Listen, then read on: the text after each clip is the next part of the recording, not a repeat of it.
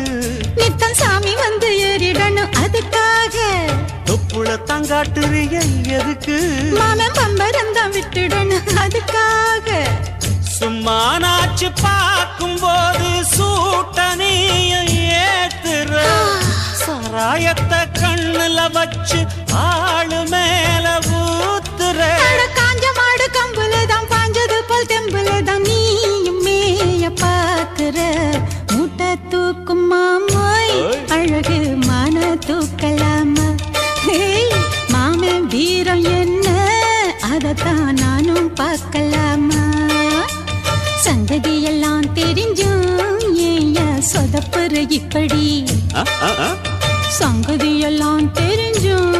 ஏயா சொதப்புற இப்படி சொர்க்க வாசல் கதவு உனக்கு கிட்டத்தானே இருக்கு